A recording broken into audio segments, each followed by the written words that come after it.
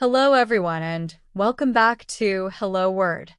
I'm your host, Alex, and I'm thrilled to have you join me today as we delve into another fascinating word in the English language.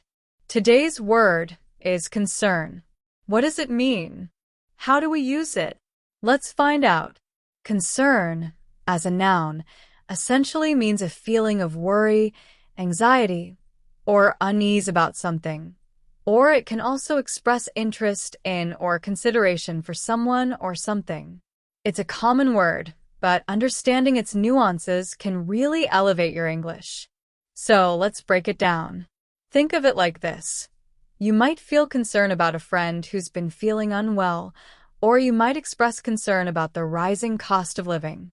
It shows you care or that something is troubling you. Now, let's explore some synonyms.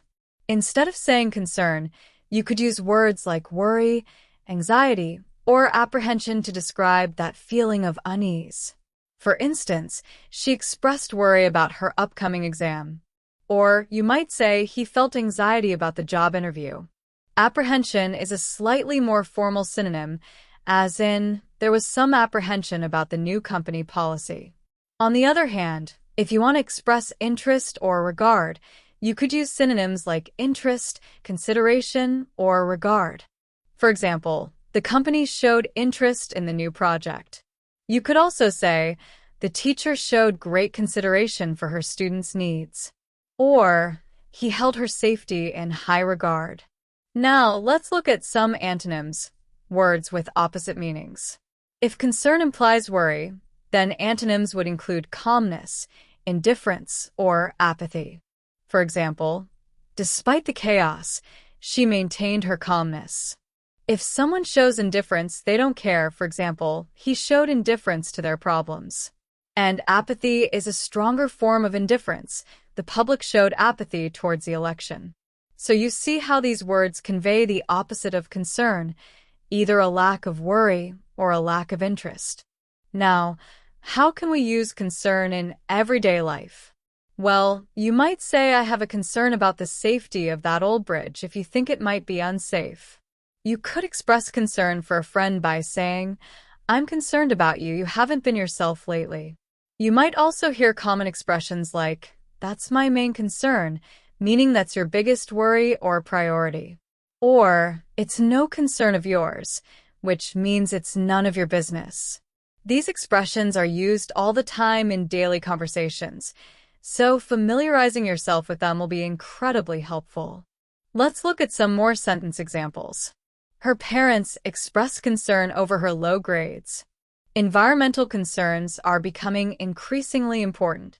The doctor has scheduled further tests due to his concern. He tried to hide his concern, but his voice trembled. Despite her initial concerns, the project turned out to be a success. The government needs to address the public's concerns about healthcare.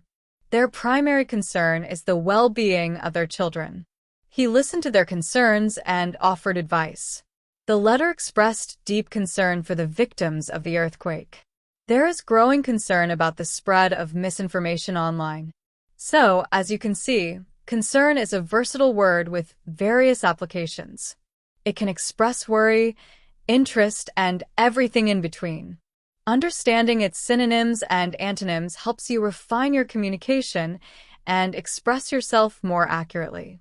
To recap, concern can mean worry or interest. Synonyms include worry, anxiety, interest, and consideration. Antonyms include calmness, indifference, and apathy. And it's used in everyday conversations to express care, anxiety, or to indicate something is a priority. Thank you for joining me on Hello Word today. I hope you found this episode helpful. If you enjoyed it, please subscribe to the podcast and leave a review. Your support helps others find the show. Also, I have a challenge for you. Try to create your own sentence using the word concern and share it as a comment below the video. I can't wait to read your examples. Keep practicing, keep learning, and I'll see you next time on Hello Word.